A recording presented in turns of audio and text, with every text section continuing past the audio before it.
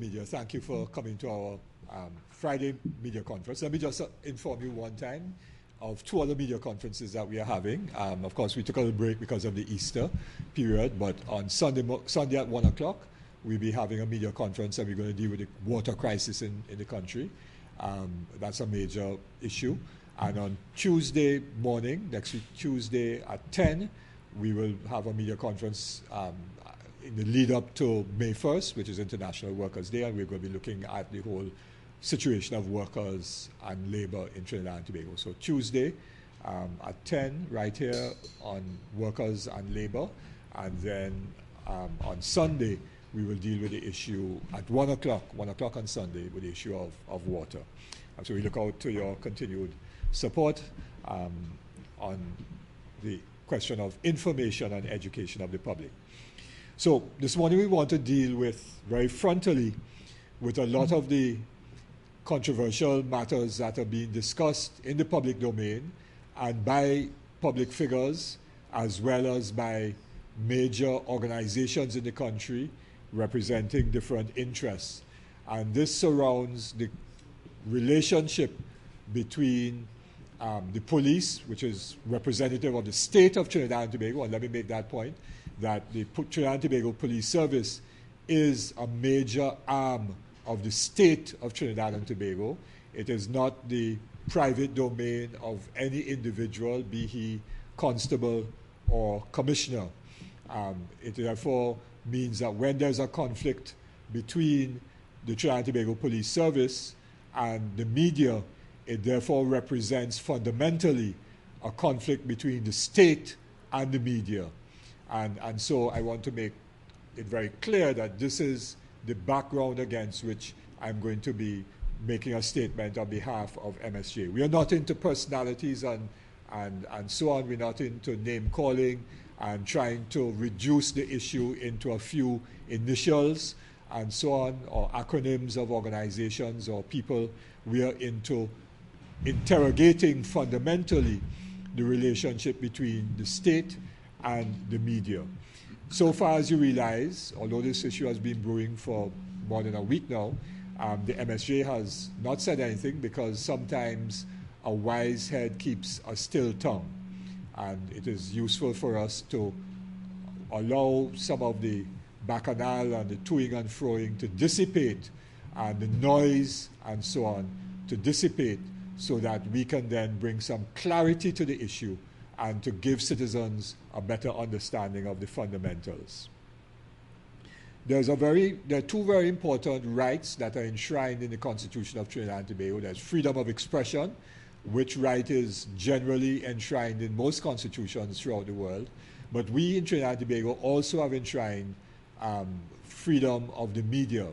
And that is something that is not universally recognized in constitutions as a right, so the media is there, and that therefore gives the media a particularly strong platform from which to operate and to function in Trinidad and Tobago.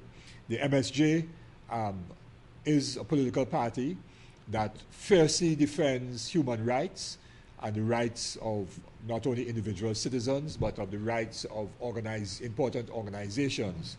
So as we will defend the rights of workers, rights of trade unions and so on, we also defend the rights of individual citizens against abuse by the state, and we also will defend, therefore, the right of freedom of expression by citizens, and we also defend the right of the media to function in an independent way to provide information for the benefit of the society and to act as a balance wheel, if you wish, to keep in check by investigative reporting and so on, and interrogation of the facts and publishing of facts and so on, to ensure that possible abuses by the state and by private companies and by individuals is not rampant, or at least if it is taking place, becomes exposed for everyone to see.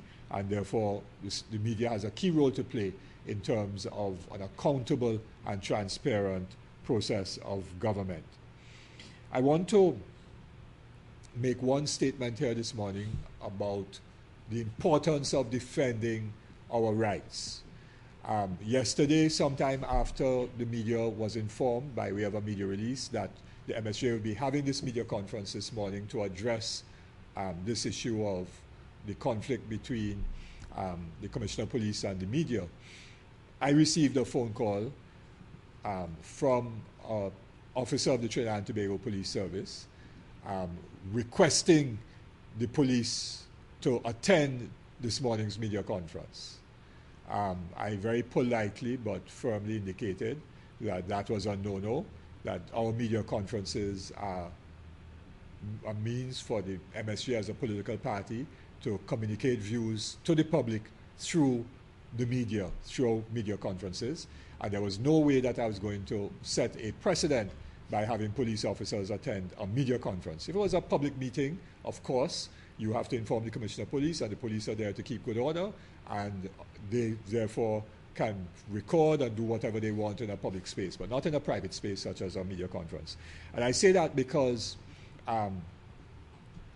we certainly will not be intimidated as MSJ to say what we have to say in defense of the rights of citizens of Trinidad and Tobago.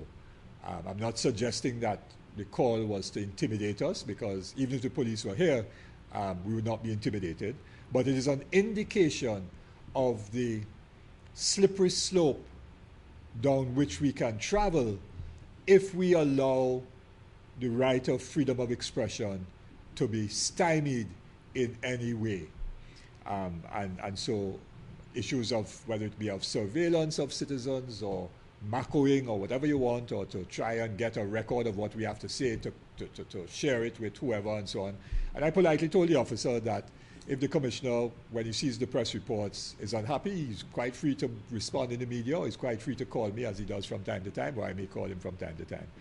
But certainly not going to have in a media conference presence of police officers to macro either what we say or what the media may ask us and so on, or therefore to give the context for a critique of what the media may report of what we have said, and therefore to try to give a counter-narrative based upon their own information.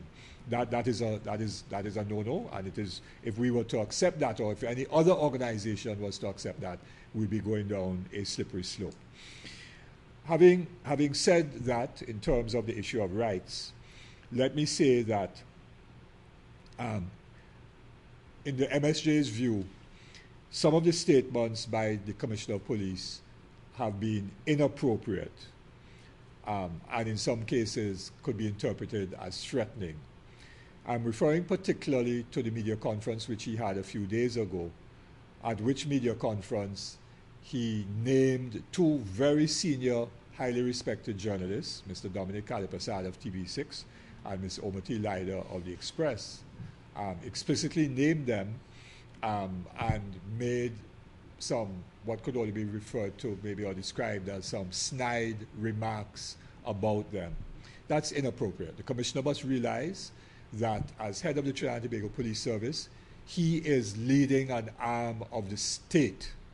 This is not now a personal thing between Gary Griffith and journalists A, B, or C, or between Gary Griffith as an individual and Matt and the Trinidad and Tobago Broadcasters Association.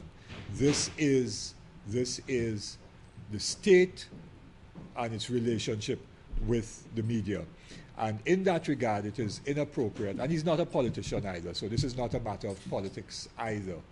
And so it is inappropriate, in my view, for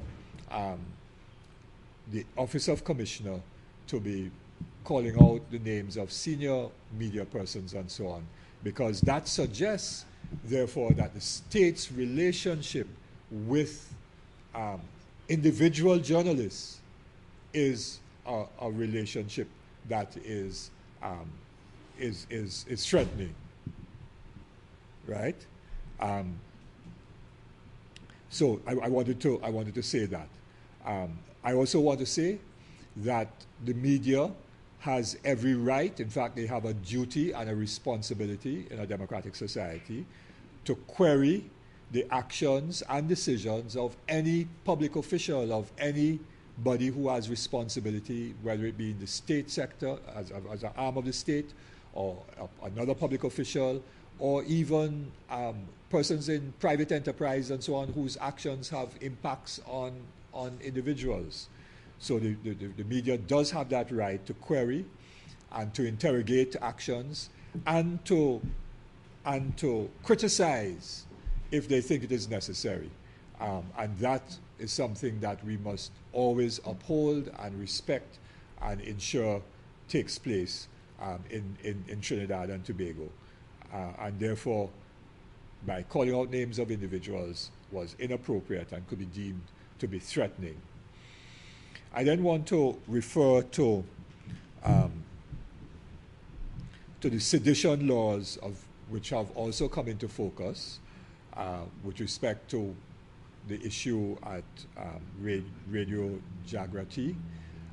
Let me say that many of the sedition laws, or many of the clauses of the sedition laws, are backward, old colonial laws.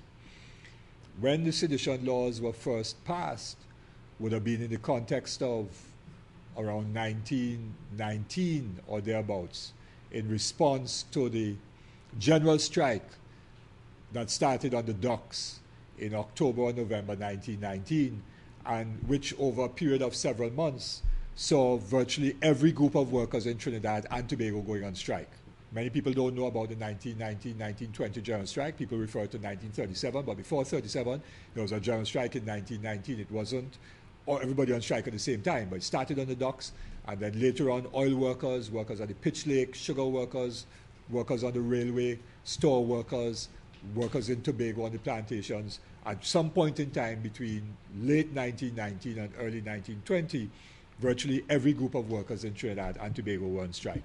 And as a result of that, you had the Sedition Ordinance, which banned literature from the Soviet Union, because the Russian Revolution had happened just 2 years before that, in October of 1917, and banned Garveyite literature too, because there was a very strong Garveyite movement in Trinidad and Tobago, and other kinds of literature, and so on, because the colonial authorities felt threatened by the action of workers and the masses of the people who were seeking to free themselves from colonialism and to fight for more and more democracy. Up to that time, there was no right to vote. Nobody had the right to vote, and so on. We were a crown colony. And so we have to recognize the laws for what they were, the historical roots of these laws. I myself was one subject of a search, myself and colleagues from the union, when we were living in a union property in San Fernando, 4A Lower Hillside Street. The police raided the house that was a raid, at about 3, 4 o'clock in the morning. And they were searching apparently for seditious literature, because certain kinds of literature were banned, and they were looking for seditious literature, which was foolish. So that was really an attempt to stifle freedom of expression and so on. Of course, some of that would have been removed because over the years, but the root of some of the sedition laws remain old and colonial. And therefore, we are calling for that piece of legislation to be amended by the Parliament, and certainly an MSJ government would amend it. That having been said, however, there can be statements made by persons, whether it is on formal media or through social media, which ought never to take place and which ought to be banned or outlawed or made a crime. And I'm talking about statements that lead to incitement to violence or to racial conflict or to other acts of abuse against other people, whether it is homophobic statements or other kinds of gender statements or statements against children, or any such thing like that. We must ensure that freedom of expression does not cross that line and trespass into a situation where statements can act as incitement to violence or to create a certain type of divisiveness in our society. We must always remember that Guyana in the 60s did have major ethnic conflict and so on, which was incited and encouraged by political parties and other actors.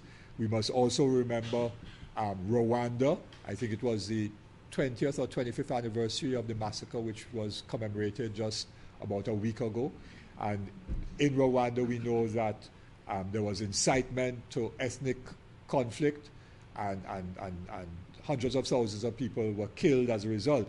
And one of the means by which that conflict was exacerbated and the flames were fanned of violence was through talk radio and statements that will be made through the media. And we must therefore never allow that. And therefore, statements by people like Mr. Satmaraj and so on are very borderline in that regard. And we are calling on citizens of Trinidad and Tobago to not allow themselves, as we lead up to elections, to be divided by race and by religion and so on, by political parties, politicians, and persons who have direct political interests in keeping the races divided and keeping the politics as Indian versus African, UNC versus PNM, which politics has resulted in Trinidad and Tobago's development being frustrated and stymied, and our people, many hundreds of our thousands of our people, left in poverty and in difficulty of surviving from day to day. That type of politics must end. It must be thrown on the dustbin of history. So we are warning everyone in this country to beware, to see through those politics and that nasty type of politics of incitement and using race. And it happens on both sides. And the media ought not to be used in that fashion, whether it is the formal media or the social media. And therefore, we are calling on the Publishers and Broadcasters Association and MAT to also be very vigilant now about the media being used to incite ethnic conflict in Trinidad and Tobago, as those two backward parties, UNC and PNM, attempt to use race to shore up their base, to maintain a rotten system in which only a few benefit and the majority suffer. Lastly, let me say that the Commissioner once again spoke about his intention to enforce the law when it comes to people protesting in the streets. Let me say that when we look at other parts of the world, right now in London, and for the last 2 weeks, there have been huge demonstrations by mainly young people who are campaigning around the issue of climate change and fighting to preserve the environment, the world's environment and so on, who have been camping in public places, blocking major public roads, places like Oxford Circus, I think, was blocked. That was a major, I know Hollis is familiar with London, as a major location in downtown London. They blocked bridges, major bridges, and other parts of the world. Other parts of the city. So that's London, current. We are well aware of the Yellow Vest protests in France, particularly in Paris, which are continuing. In fact, there were even protests subsequent to the very major fire at the Cathedral of Notre Dame, where Yellow Vest protesters were out there in the streets. We have had experiences in Hong Kong where major thoroughfares were blocked for days and weeks and so on. These are major international capitals of the world. In the United States, the Black Lives Matter movement had huge demonstrations in major cities throughout the United States on a number of occasions. So while the Commissioner talks about he's going to enforce the law, let me also say that the MSJ defends and will defend the right of citizens to protest, because our political system does not give people power. And because people don't have power where they can therefore get their problems resolved by way of writing letters or engaging with their MP or their councillor. Those things don't work, have never worked. People write tons of letters. They meet the MP, they go by they go by WASA, they go by T&Tech, they go by the Ministry of Education, and nothing happens because the system of power is such that only a few people control power, and the majority of people are disempowered. And the only time they could get their matters addressed is when they protest. That's the only way in which they have some level of power.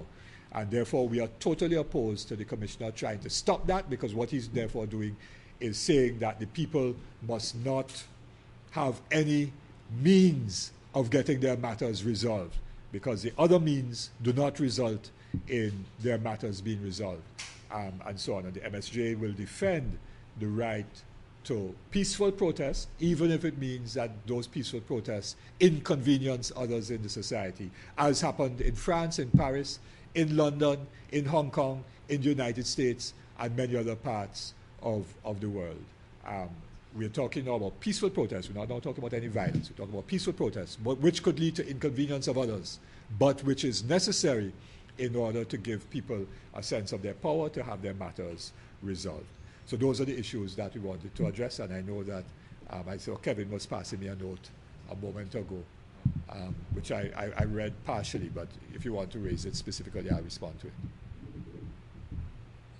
Oh, it was Christian, sorry.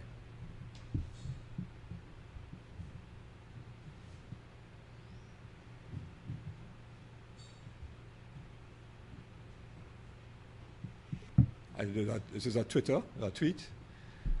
by the Commissioner of Police naming another journalist from the Express, Denise Wren, and saying that she'll be, quote-unquote, unleashed by MSJ Leader to do certain things. I don't necessarily want to repeat what the Commissioner said in his tweet.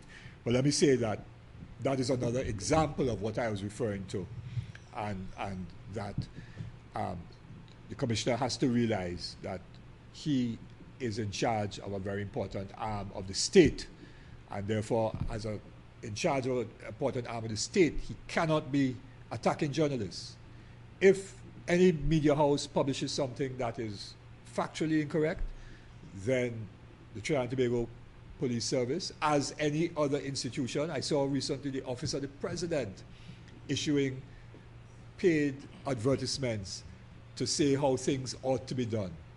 But the Office of the President did not name any individual, but she just said that certain things are wrong, this is the way things are supposed to be done. So if something is done that is incorrect or said that is incorrect, then you have the right, Mr. Commissioner, to make a statement to correct it. But you don't have the right to go after journalists and the media and attack them. Because when you do that, what you're saying, in effect, is that the state is attacking the media, and that is not acceptable.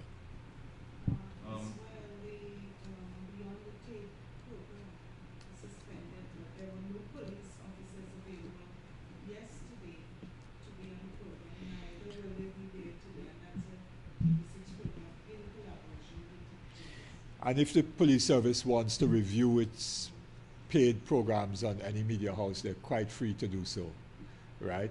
That, yes, and people will interpret it, but they could interpret it anyhow. Yeah, and that is not a concern for me, really, our MSJ. That is a commercial relationship, and if somebody wants to break a commercial relationship because they feel they don't want to support a particular media house, that's fine. But that is different from a direct attack on the media. Yes, it can be seen as a knee-jerk reaction to, but it is not, in my view, a fundamental issue. I mean, I recall a conversation that took place in a parliamentary caucus when I was in the parliament, when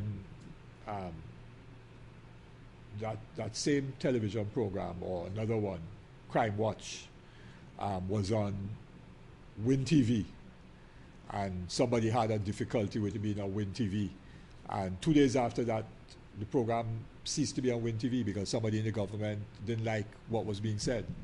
I wouldn't say who made the comment, but it was a consensus that something should be done, and 2 days after that, Crime Watch came off of Win TV. Yeah.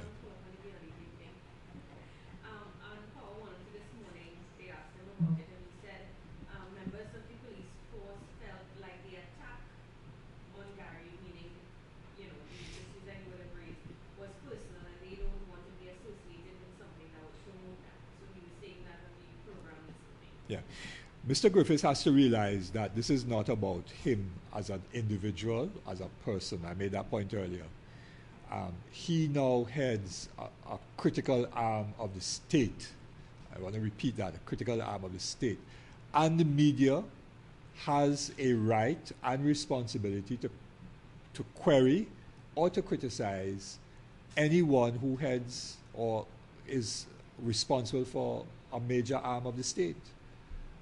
It is no different from the media querying a prime minister or querying a minister of government or the chairman or CEO of a state enterprise or the head of the prison service or the head of a public service commission or teaching service commission and so on, or the chief justice.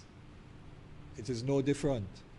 And you cannot be having this toing and froing, and we have to recognize that because while the government or the judiciary does not have coercive power, and therefore if there's a toing and froing, it may not have certain kinds of consequences. The Trinidad and Tobago Police Service has coercive power, and therefore the commissioner has to understand his role in that regard. He can make comments. He can say, well, that story was, the headlines were unfortunate, and these are the facts, and therefore he should then provide the facts for the media. But that is very different from engaging in an attack on individual journalists and so on. Very, very different. Yeah.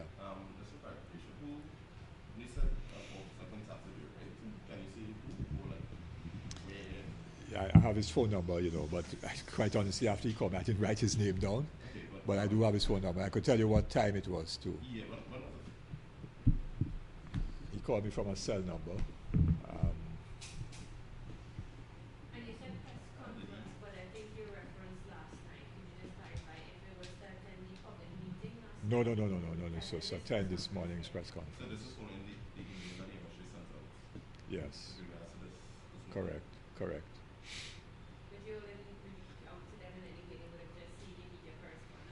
I don't know how he got it. Maybe somebody from the media informed the police. Did he identify him?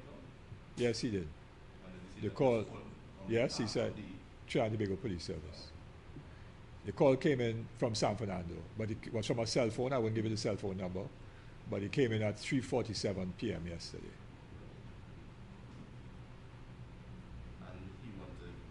He asked whether, he said, Mr. Abdullah, I understand that you're having a media conference dealing with some matters pertaining to the commissioner.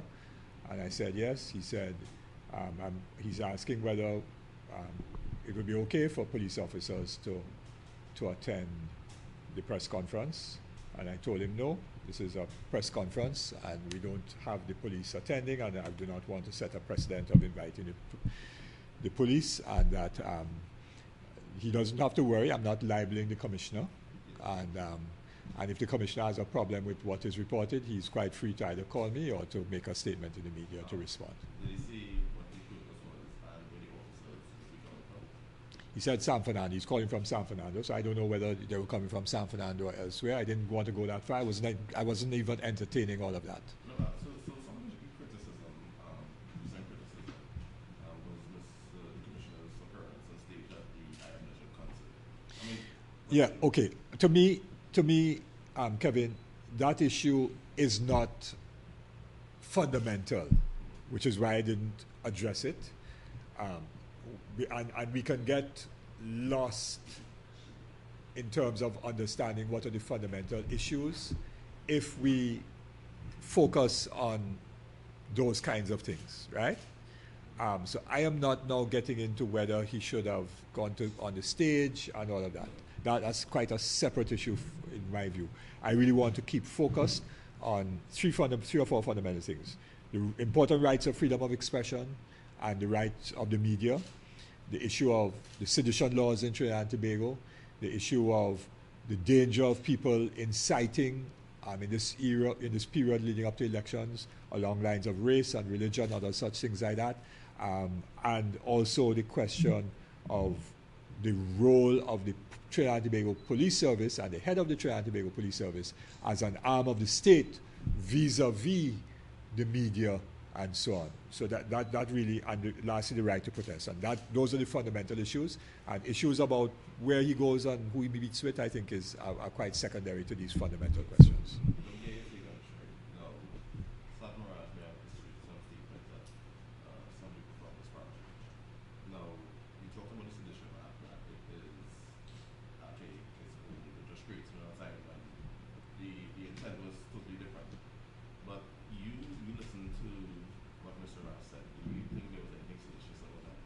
I'm not. Yeah, I'm not a lawyer, so I don't want to say. I have not, nor have I sought any kind of legal advice to say whether that was or was not seditious. I think it was Mr. Marage's statement that I said earlier was an inappropriate statement. It was a reckless statement, and so on. And that is why I say that we have to be on guard as citizens against people who have political interests making statements that can lead to either the incitement of violence or may lead to divisions in this period leading up to elections, which will do Trinidad and Tobago no good. And clearly that statement falls in that, within that parameter. So in amending the sedition law, or amending any law, do you think there should be a provision that separates and deals with any type of language that divides and has the potential to cause? Yes, and now, so I don't want to put my head on a block, but I do believe that there are other pieces of legislation which also refer to that, including the Anti-Terrorism Act and so on. So that one has to look at some of the more recent pieces of legislation and some of the older pieces and see what needs to be amended to ensure that we do not have the crossing of the barrier between what is fair, free speech and what is speech that is leading to things like incitement and encouraging violence, etc., etc. Yeah? You see the importance of the media, and it's my opinion that a lot of people don't understand the role of media and what they do. And it seems throughout the years that politicians tend to go after the media for reporting on things that even other people see. And as a result of that, people tend to go to social media and criticize certain media companies. Do you think that what the Commissioner of Police has done has the potential to do that, even though he's not a politician, and it could set people against the media, and when reporters go out on the field or go to different places, they Yes. be subjected to physical and verbal attacks? I hope that it does not go there. We know, for example, what happened in the United States when Trump, during the election campaign and even afterwards, in his rallies, was calling out media houses as being the purveyors of quote-unquote fake news and blah, blah, blah, and et cetera, et cetera. And journalists feared for their physical safety.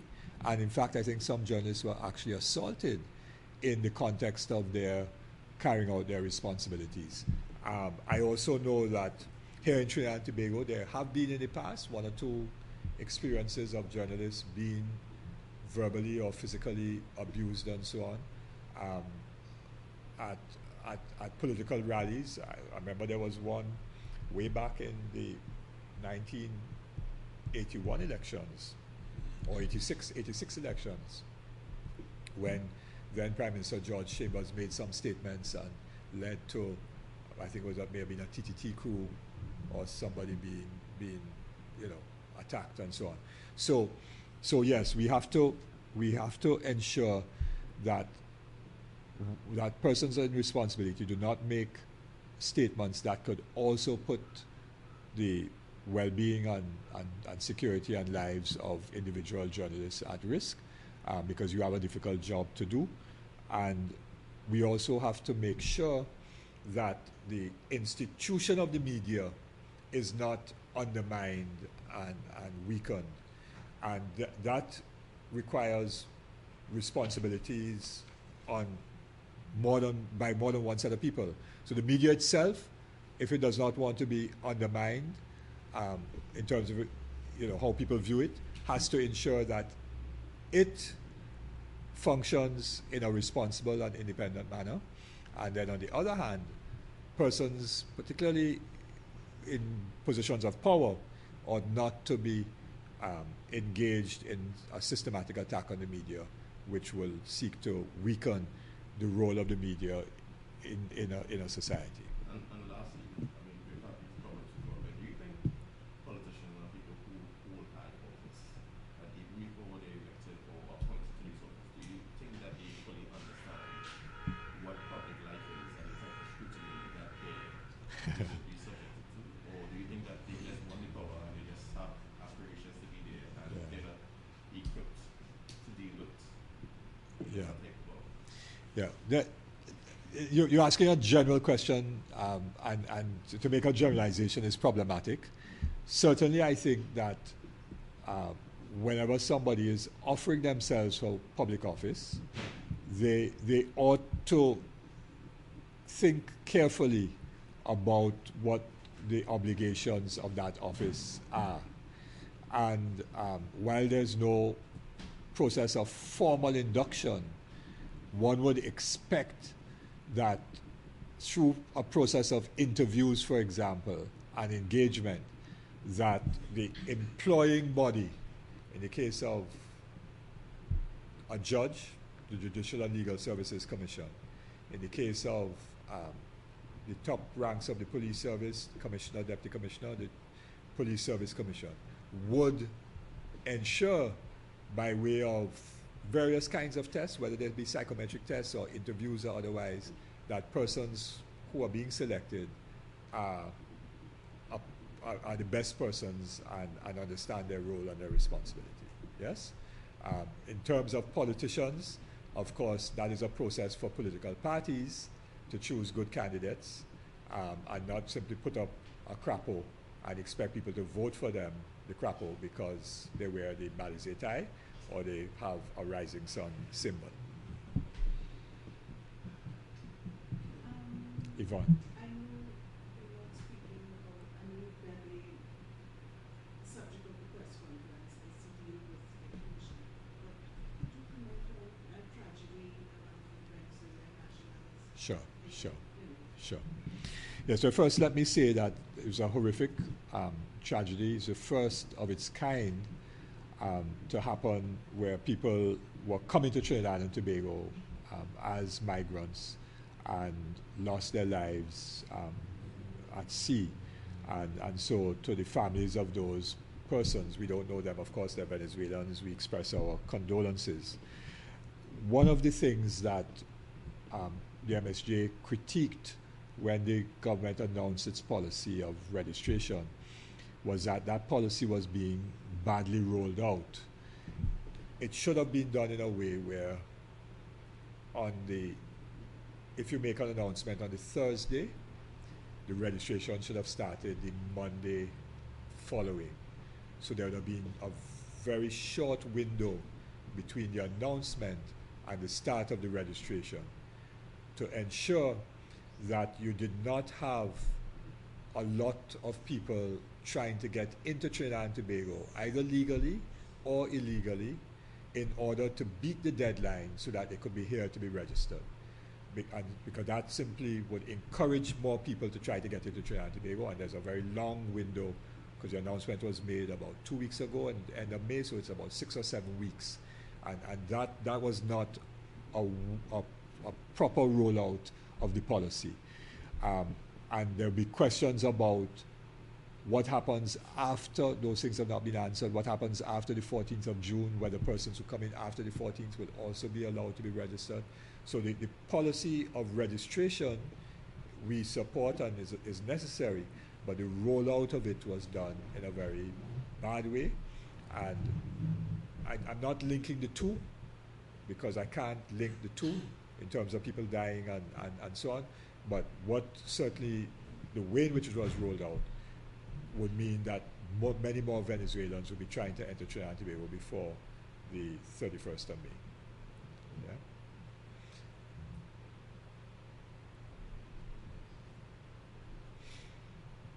Anything else? So in other I can't associate the boat. I can't associate the flipping of the boat necessarily with the long period. I don't think that would be fair to blame the government for that flipping. Right. Yes. Yeah. So it would be fair to blame the government for the boat flipping and people dying. That's not. I read this morning that Dr. Muriel is very happy. Yes, and the UNC will always attempt to go to extremes to try to make their political point, which is very unfortunate. And so I am not going to blame the government for boat flipping. What I said, which was as soon as the policy was announced, I said publicly that the policy was being badly rolled out. And what it would lead to is many more people trying to get into Trinidad and Tobago from Venezuela, either legally or illegally. And it is also discriminatory because it only speaks to Venezuelans being registered. But there are many other persons in Trinidad and Tobago from Haiti, from West Africa, from other parts of the Caribbean, including Guyana, Jamaica, Cuba, and elsewhere, and so on, who are here, and Colombia and elsewhere, Dominican Republic, and they also should be registered. You can't discriminate against them. So in many respects, our policy was badly rolled out. I want to ask you, you see, Trinidad they talk about Venezuelans come to take their jobs and they treat them in such a particular way. But did you recall that back in the 80s, when Trinidad today was going through this problem, a lot of people migrated to the US, to England, to Canada, and all these other things. I mean, is that something that you think they should understand? They should understand the plight of the Venezuelans as compared to ours a few decades ago. Yeah, the issue of migration is a major issue. I don't want to get into it because then it's going to detract from a lot of what I said earlier, right? Because migration is a major issue. And we have to recognize that more and more in a globalized environment, migration will increase, yes? And therefore, whether it is Trinidad and Tobago citizens who go abroad, because there are tons of Trinidadians who go up to the States on a tourist visa and end up staying and working.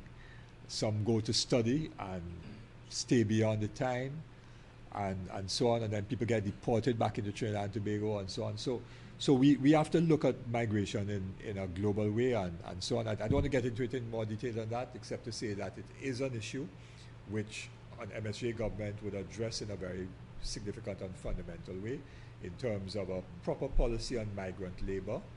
And also when I speak maybe on Tuesday, when I speak about the labor market, I could discuss that question about jobs and so on, yes, at our press conference on Tuesday morning.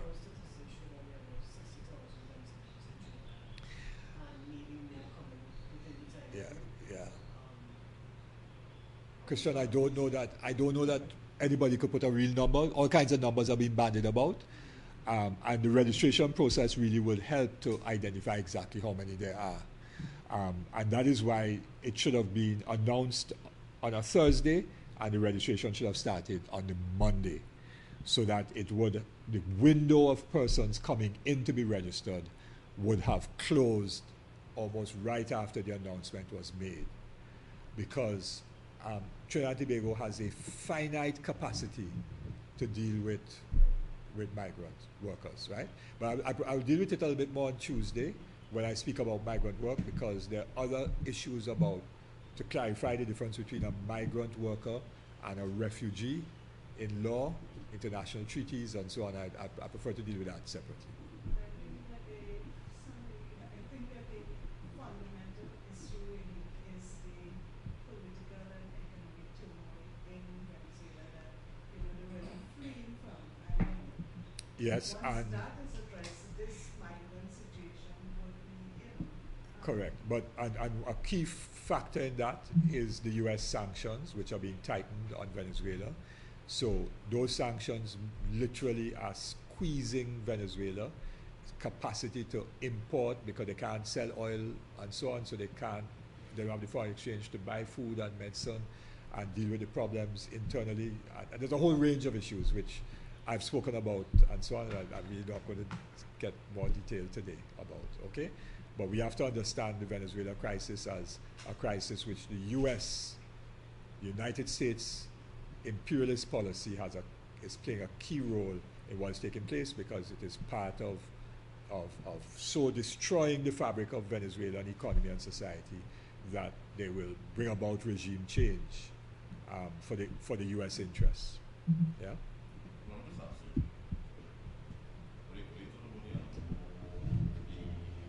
about the Venezuelan opposition at the OAS? Yes, we support the position taken by a number of CARICOM countries and so on. The attempt by the U.S. and some other countries and the Secretary General of the OAS to illegally recognize a nominee of the National Assembly of Venezuela, where there is a sitting government. You cannot opportunistically shift those goalposts because then there are no international norms. And when there are no international norms, then relations between states become chaotic. And that world order, there can be no world order. There can be no order in the world. Not no world order, because world order suggests a monolithic order. There can be no order in the world. And we have to have, and there are in OAS Charter, CARICOM's Charter, the United Nations Charter, there are clear recognition of the responsibility and rights of states, and how the relationship between states should be governed, and so on. And we have to uphold those norms. What does that say about OAS normally to not recognize The OAS, unfortunately, the OAS unfortunately has now become very discredited, and in terms of its ability to discharge its mandate and its charter. Yeah. Okay? Yes. Okay. Thank you very much.